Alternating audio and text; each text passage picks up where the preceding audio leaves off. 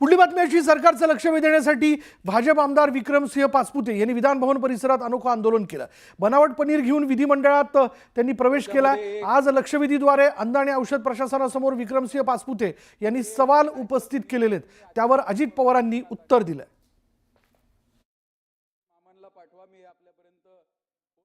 पनीरच्या नावाखाली मोठ्या प्रमाणावरती तेलाचे गोळे हे खाल्ले जातात, हे दुर्दैव आहे। आणि हे सगळं जो कोणी विक्री करतो त्याला पकडल्यानंतर फक्त मिसब्रँडिंगचा गुन्हा त्याच्यावरती दाखल होतो आणि त्याला शिक्षा काही खास अशी नाही आहे। माझी सरकारला विनंती आहे की कायद्यामध्ये बदल करून तरतूद करून आपल्याला जन्मठेपेची शिक्षा त्या ठिकाणी किंवा फाशीची शिक्षा जरी म्हणलं तरी ही करावी लागेल, कारण त्याच्याशिवाय लोक आर्टिफिशियल पनीर बनवणं बंद करणार नाहीत, विकणं बंद करणार नाहीत। लोकांच्या जीवाशी खेळण्याचा हा प्रकार आहे। ज्या काही लॅब किंवा इतर काही गोष्टी लागतात त्या सगळ्या पूर्ण करण्याच्या करता जेवढा निधी लागेल तेवढा निधी मी उपलब्ध करून देतो आणि ते कसं थांबेल मग त्याच्यामध्ये आमचा हा विभाग असेल, त्याचबरोबर पोलीस विभाग असेल, जे जे विभाग ह्याच्याशी संबंधित येतील त्या त्या विभागांना पण विश्वासात घेऊन काही झालं तरी हे जे फेक पनीर आहे त्याच्या संदर्भातलं तातडीनं त्याच्याबद्दलची कारवाई त्या ठिकाणी केली जाईल।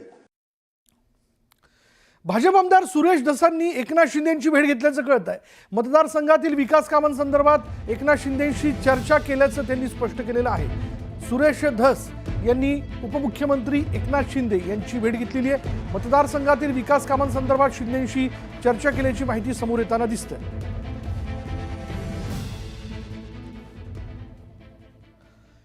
तर शक्तीपीठ महामार्गाबाबत विरोधक आक्रमक झाले। शक्तीपीठ महामार्गाविरोधात आझाद मैदानावर विरोधकांकडून मोर्चा घेण्यात आला। या मोर्चात राष्ट्रवादी काँग्रेस, शरद पवार पक्षाचे आमदार जयंत पाटील यांनी आपली भूमिका मांडली। यावेळी राजू शेट्टींचा संदर्भ देत त्यांनी केलेल्या एका वक्तव्याने अनेकांच्या भुवया उंचावल्या। माझी गॅरंटी घेऊ नका, माझं काही खरं नाही असं जयंत पाटील यांनी म्हटलंय। तर त्यांच्या या वक्तव्यानंतर राजकीय वर्तुळात चर्चांना उधाण आल्यानंतर त्यांनी स्पष्टीकरण दिलंय।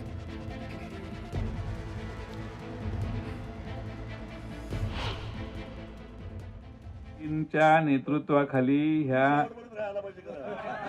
माझी गॅरंटी घेऊ नका, माझं काही खरं नाही, कारण काय तुम्हाला माझ्या मनात शंका असल्या माझ्याबद्दल शंका असल्यामुळे तुम्हाला हमी देणंही जरा धोक्याचं आहे।